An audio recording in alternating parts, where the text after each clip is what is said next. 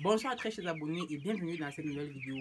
Suite à nos constatations de la convergence des jeunes africains dans le secteur agricole, nous nous sommes donc rendus compte que beaucoup, lorsqu'ils veulent se lancer dans ce secteur-là, ne se posent pas assez de questions, à savoir dans quelle zone telle ou telle race peuvent se développer efficacement. Parce que beaucoup, quand ils veulent se lancer, peut-être, ils prennent juste un choix aléatoire. Peut-être ils ont vu, on lance, il y a une tendance dans les poulets de chair, peut-être dans les pondus, si se lance aussi. Non, ça ne se passe pas comme ça.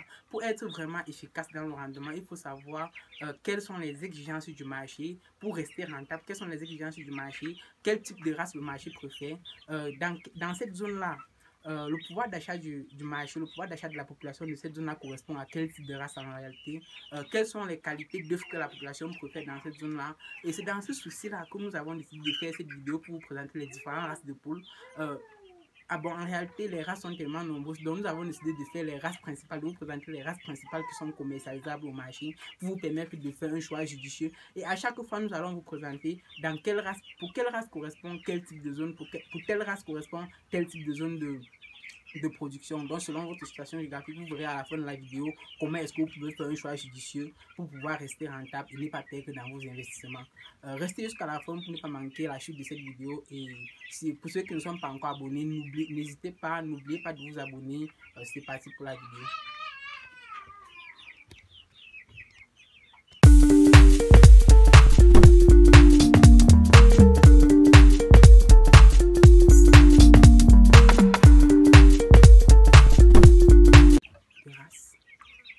Eh bien, très chers abonnés, comme j'étais donc en train de le dire, il existe plus de 300 variétés de races de poulets. Nous allons nous intéresser dans cette vidéo à 3 principaux types de races commercialisables, de races locales, de races hybrides.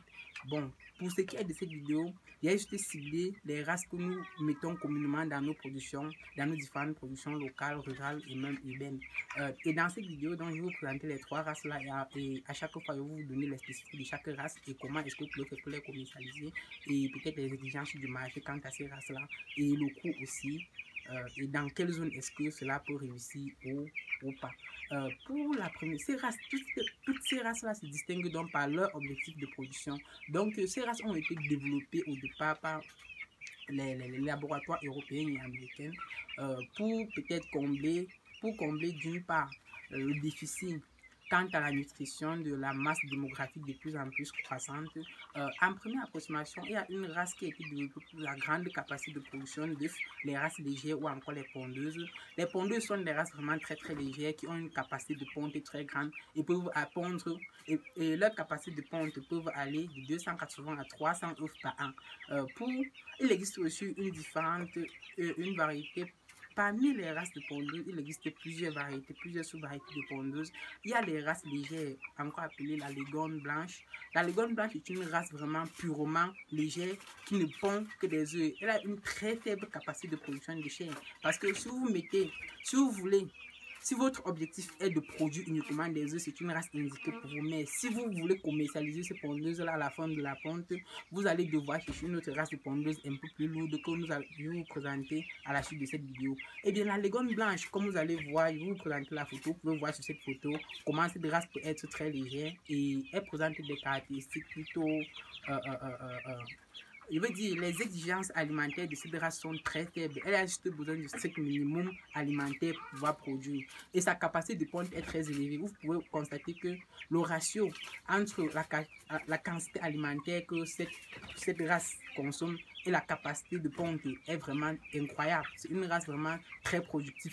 Votre seul objectif est de viser la production des œufs. Généralement, ces œufs sont de couleur blanche et un peu et d'autres tendent vers le marron en fonction de la quantité de nutrition que vous leur donnez. Voilà pour ce qui est de la Leghorn blanche.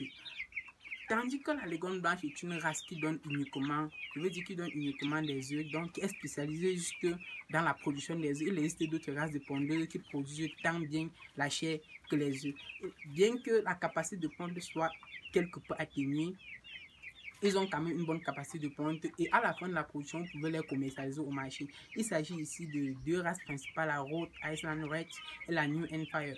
Ces deux races-là ont une grande capacité de ponte, bien que inférieure à celle de la première race, à celle de la Rhode Island. Mais ils peuvent être commercialisés en tant que poulet de chair, donc pour leur chair, pas poulet de chair, ils pouvaient être commercialisés pour leur chair car leur chair, ils ont une capacité de production de chair non négligeable comparée à au premier type.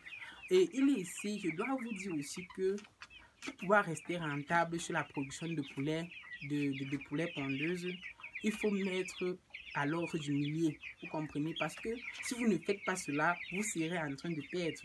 Le bénéfice que l'on tire sur un œuf est tellement faible que pour pouvoir percevoir les résultats, les réels résultats, la réelle valeur des bénéfices quant à l'élevage de ce type de race-là, il faut produire en grande quantité, en très grande quantité.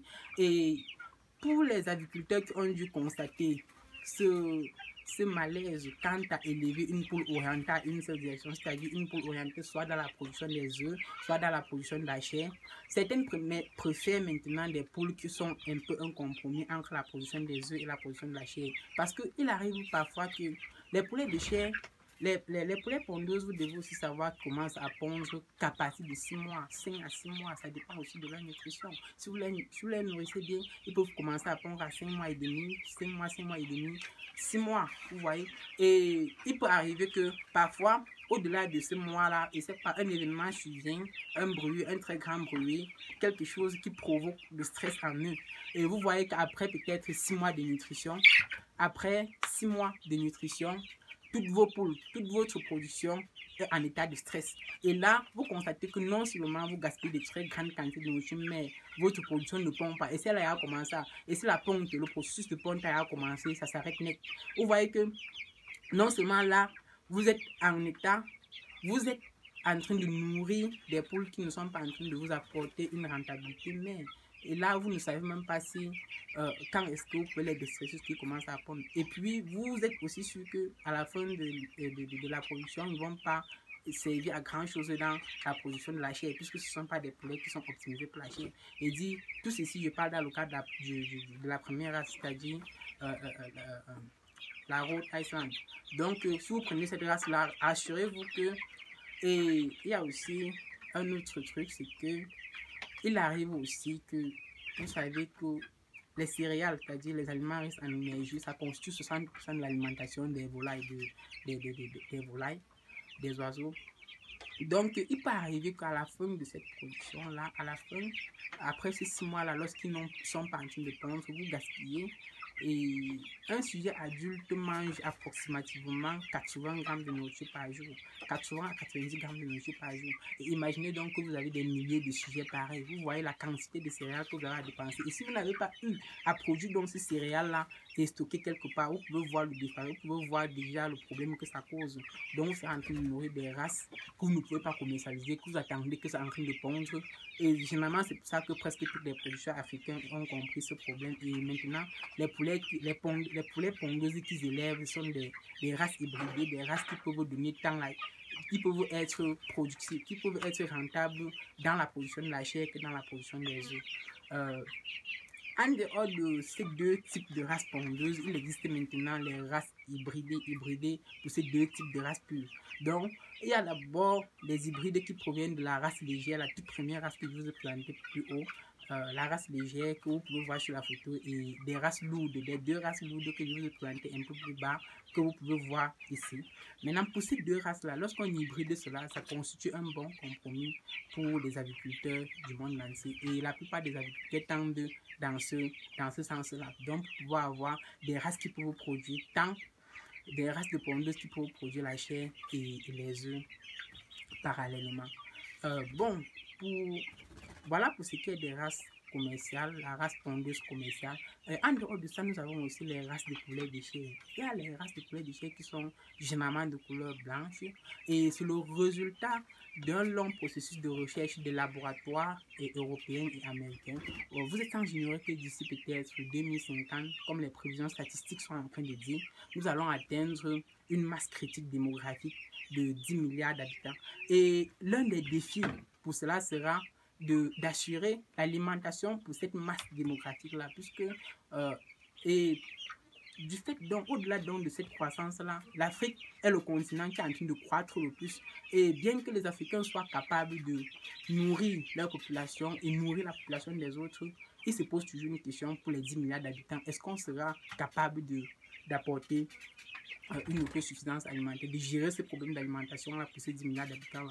Et donc, les races blanches, c'est-à-dire les races, les poulets de chair, c'est-à-dire encore on les appelle encore les races lourdes parce qu'ils ont été produits pour leur poulet chair.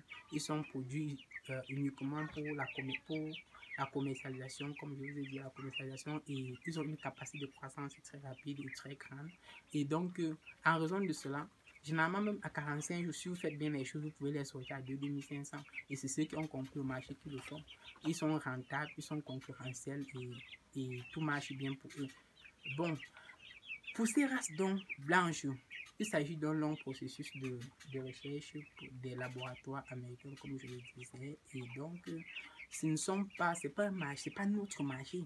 Si ces gens-là décident que nous n'allons plus produire, nous n'allons plus manger les poulets de chair, nous n'allons plus les avoir. Vous vous rappelez peut-être dernièrement, il y a eu une crise de poussins d'un jour et c'était la panique ici. Ces gens, ils ont arrêté puisque ce sont eux qui nous fournissent des parentaux qui sont à l'origine de la production de tous ces poussins-là. Et donc, ils ont arrêté de nous fournir cela et puis c'était la panique.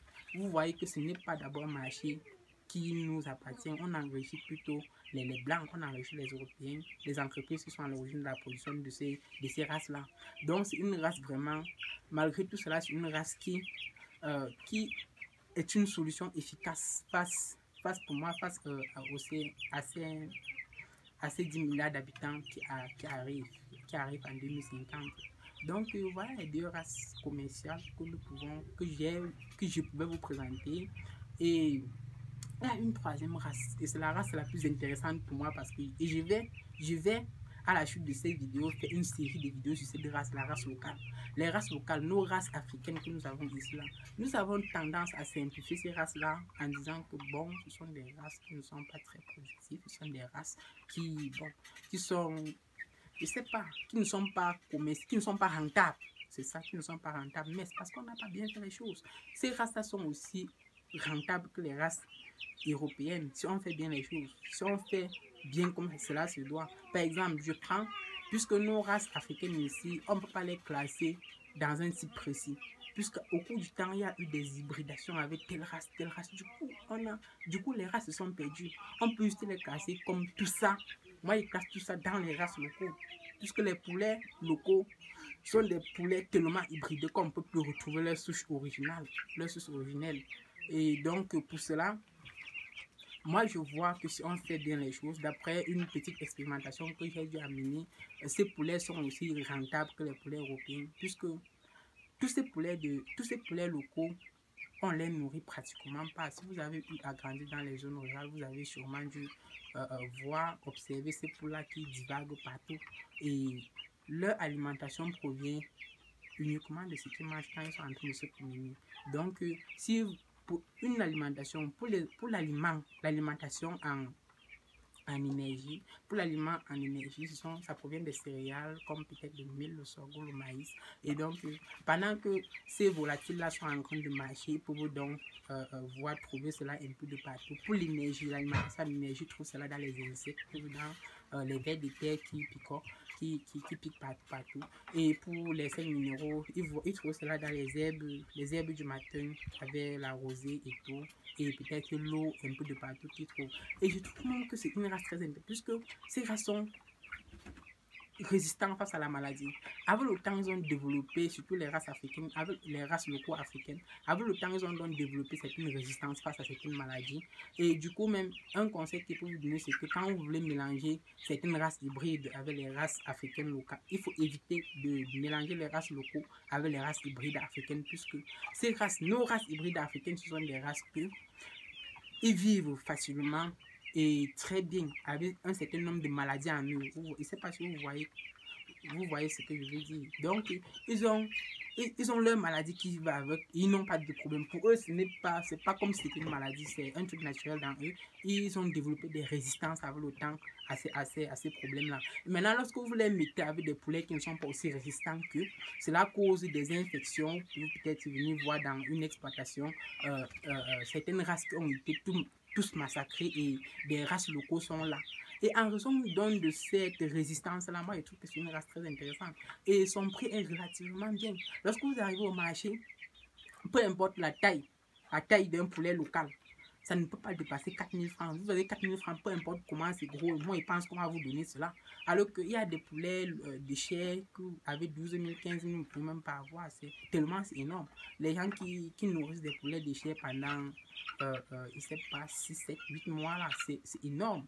Il n'arrive plus à supporter son propre poids. Et du coup, quand un sujet pareil arrive au marché, nous avons eu à vendre des sujets pareils à 12 000 au marché, 12 000, oui, sans discuter, la personne a juste payé. Et donc, avec nos races locaux, non seulement vous restez, et leur capacité de ponte aussi, ils ont une grande capacité de ponte, si peut-être ils sont en train de pondre, puisque les poulets locaux ont cet instinct naturel à vouloir assurer la couvaison de leurs propres œufs. Et donc, si vous les aidez, lorsqu'ils sont en train de pondre, ça atteint peut-être 8 ou 10, vous prenez tous ces 10 œufs, vous mettez dans une couveuse. Et puis, après peut-être 4 jours, ils vont peut-être bavarder, crier. Après 4 jours, lorsqu'ils ne vont pas voir les poussins, oh mais tiens, où est-ce que les œufs sont partis? Et je veux dire, les œufs, lorsqu'ils ne vont pas voir les œufs, ils vont se poser des questions, ils vont bavarder. Et puis, après ces 4 jours, à une semaine, ils vont recommencer encore à pondre. Ce qui fait qu'au lieu peut-être d'éclore les 12 œufs qui ont l'habitude d'éclore, vous allez vous retrouver avec une capacité de pondre peut-être d'une vingtaine d'œufs. Vous voyez que vous avez déjà augmenté considérablement la capacité de pondre de ces poulets-là. Et lorsqu'ils pondent la deuxième phase, ramassez les œufs et mettez-les toutes dans la couveuse pour les permettre de ne pas perdre le temps à couvrir les œufs. Au lieu de prendre le temps qu'ils vont prendre pour couvrir ces œufs, ils vont donc se concentrer à la prochaine, je veux dire, à la prochaine ponte. Donc le temps de la prochaine ponte va être très réduit, puisque le temps qu'ils utilisent généralement pour couvrir les œufs sera vraiment diminué. Donc ils vont se concentrer à la prochaine ponte et produire autre chose. Donc vous aurez là peut-être une vingtaine de poussins que vous allez prendre soin de ces poussins-là, puisque le taux de mortalité chez les poulets locaux, chez les poussins locaux est très élevé. Il s'agit peut-être d'un taux de 65 à 70%. Lorsque vous avez une éclosion de 12 poussins, après peut-être 3 mois, vous voyez qu'il ne reste parfois que 2 poussins. Oui, il ne reste parfois que 2 poussins, que peut-être les éperviers, les rapaces, tout ça, ils ont pris pour eux. Et puis il ne reste que le peu que la mère a pu sauver. Donc il s'agit de ça en fait. Voilà les 3 races que je voulais vous présenter. Pour les exigences du marché, pour les critères de choix de ces poulets là, il y a d'abord, pour moi, premièrement, il y a un critère de commercialisation. Avant de commencer à produire tel ou tel type de race, voici ce que je prends un exemple. C'est moi par exemple, je suis à Tchang, je suis dans la région de l'Ouest, dans la ville de Tchang au Cameroun. Pour moi, si je veux me mettre à produire, vous pouvez peut-être voir que nous avons eu à mettre une petite vague de poulets déchets. Ici, c'est en prévision de la CAN, la Coupe d'Afrique qui arrive au Cameroun en janvier, puisque n'importe comment, si décembre passe, ça c'est un marché qui est déjà disponible. Même si vous n'avez pas un acheteur au préalable, dans la période là, vous allez trouver un acheteur, ça c'est clair. Et pour ceux qui veulent vraiment se lancer dans ça maintenant, vous pouvez vous lancer puisque vous n'allez pas manquer d'acheteurs. Déjà même que les poussins de 21 jours au marché, maintenant le prix, c'est à un prix de... Dernièrement, c'était 1800. 1800, oui, les poulets de 21 jours. Et ces choses-là, on les vend généralement à 1500, 1300 000. Vous voyez que c'est rare. La demande est là, mais ce n'est pas disponible. Donc, tous ces poussins-là, vous pouvez mettre les poulets déchets maintenant si vous le souhaitez, si vous souhaitez vendre cela, puisque forcément, comme je le dis, vous aurez le marché. Et j'étais donc en train de dire que nos races, si moi, je veux mettre, étant à l'ouest, étant à Tchang, si je veux mettre une race de poule maintenant, si je veux choisir les races locaux, nos races locaux, les coups les minces là, et puis, non pas les noms fixes, si vous vous présenter les photos, vous pouvez voir dans ces différentes photos les différents poulets locaux que nous pouvons avoir. Et Leur exigence alimentaire n'est pas vraiment très élevée. Vous pouvez juste les nourrir avec ce que vous avez. Rassurez-vous juste que ce que vous avez soit complet, n'est-ce pas? Que ça contienne tous les éléments nécessaires. Donc, ils partent en vadrouille, ils partent marcher. Et puis, le soir qu'ils reviennent, compléter leur alimentation. Donnez-leur les compléments. Puisque ces gens-là, ces poulets-là, ces sujets-là n'ont généralement pas un suivi. Donc, ils reviennent, rassurez-vous qu'ils ont pris un peu de protéines, rassurez-vous qu'ils ont pris un peu de ceci, un peu de cela. Et après peut-être 21 jours, sortez les poussins que vous avez mis dans la couveuse et allez vendre ça au marché. Un poussin se vend à 1000 francs, 800 000 francs. Que vous n'avez pas eu à vous tracasser là-dessus. Les différents vaccins qu'on les donne, vous n'avez pas à les donner tous ces vaccins-là. La principale maladie que vous pouvez peut-être les vacciner, il s'agit peut-être de la maladie de... la maladie...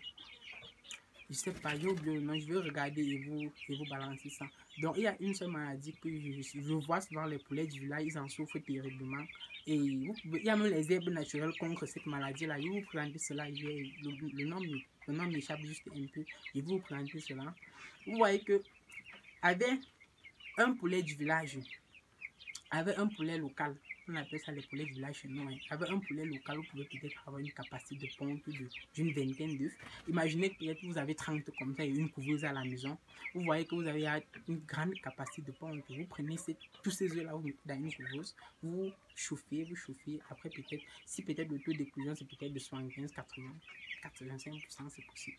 Vous prenez donc tous ces poussins-là, vous les nourrissez jusqu'à ce qu'ils aient une taille acceptable, peut-être 21 jours, 30 jours, 35 jours. Vous partez au marché avec à 1000 francs. Vous n'allez même pas passer la journée. Au trop tard, à 12 heures, ça sera fini. Vous aurez tout fini cela. Donc, je voulais juste partager cela avec vous. Je vais faire une série de vidéos sur les poulets locaux. Puisqu'il faut que vous voyez à quel point ces poulets-là sont rentables. Ne nous focalisons pas juste sur les races importées là, sur les races qui ne dépendent pas de nous, puisque ce ne sont pas nos races aussi. Il faut aussi le comprendre, ce ne sont pas nos races. Donc, je disais donc qu'il y a un critère de commercialisation. Pour ma zone, les poulets locaux sont facilement commercialisables. Mais par contre, il y a une race de poulets locaux hybridés et améliorés qu'on appelle ici là, les poulets pantalonnés ou les poulets brahmas. Ils sont très géants, c'est comme des géants, ils grandissent. Ils ont une capacité de croissance plus élevée que celle des poulets de chair. Et avec cette race-là, vous voyez, ils sont très chers, ils sont très très chers. Vous voyez que si vous n'êtes pas dans une zone comme peut-être Douala ou Yaoundé ou peut-être toute autre ville où le pouvoir d'achat est un peu élevé, il serait difficile pour vous de commercialiser de telles races. Parce que c'est une race que, étant adulte, il y a des sujets peut-être de 7000 francs, 7000, 8000, et pas très grands. Et peut-être que vous m'atteindre les 10 000. Ces sujets-là ont une très grande capacité de croissance, comme je le disais. Et en fonction de votre zone, vous devez connaître comment votre marché fonctionne. Est-ce que les gens, les gens qui viennent au marché pour faire les achats, est-ce qu'ils sont capables, est-ce qu'ils sont enclins à sortir de telle quantité d'argent pour acheter de tels sujets? Est-ce que peut-être aux alentours de vous, il y a des restaurants qui peuvent prendre de telles choses, de tels sujets à de tels prix? Donc, déjà, c'est pour les Brahmas. À 21 jours, ils coûtent 1700 francs l'unité. Vous comprenez que ce sont des poulets vraiment très rentables. Très rentable. Mais si vous voulez faire un élevage intensif pour moi, semi-intensif même, achetez ces poulets Brahmas parce que n'importe comment vous allez trouver une rentabilité. N'importe comment. C'est pour des gens qui veulent peut-être commencer. Pour les jeunes, les apprentis agriculteurs, lancez-vous avec les poulets locaux parce que ça ne coûte pas très cher au marché. Ça coûte peut-être 1500, 2000. Et donc, vous voyez que pour un début, vous pouvez peut-être, surtout si vous n'avez pas une formation pratique, si vous n'êtes pas un technicien, si vous voulez faire dans l'essai et l'erreur, commencer avec l'élevage des poulets locaux et puis vous voyez ce que ça donne. Après la première mise, vous voyez ce que ça vous a donné, vous voyez est-ce que j'ai pu m'en sortir, qu'est-ce que j'avais à corriger, qu'est-ce que j'aurais pu mieux faire, ou peut-être comment. Donc vous voyez ce que je veux dire. Peut-être ne mettez pas une race que vous n'avez pas encore les capacités techniques comme la race des poulets de chair. Il faut une grande capacité technique pour pouvoir les encadrer, pour pouvoir remarquer très vite les différents changements. Peut-être telle maladie a tel symptôme, vous devez reconnaître cela très rapidement. Et puis il y a les maladies virales qui ne sont même pas, qu'on ne peut pas traiter en fait. Et pour ces cas-là, vous devez isoler les sujets touchés pour espérer, parce que là on espère juste que ça peut peut-être aller. Dans d'autres cas, peut-être ça peut marcher, mais dans la majorité des cas, lorsqu'il y a une maladie virale, ça décime presque tout. Ça décime toute votre production. Et donc, je veux attirer votre attention là-dessus, commencer avec les races locaux, étant donné que leurs prix sont abordables sur le marché. Vous pouvez donc faire d'abord avec ça et après vous voyez ce que ça donne.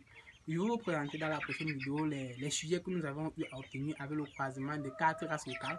Nous avons obtenu des poussins très bien importants que je vais vous présenter.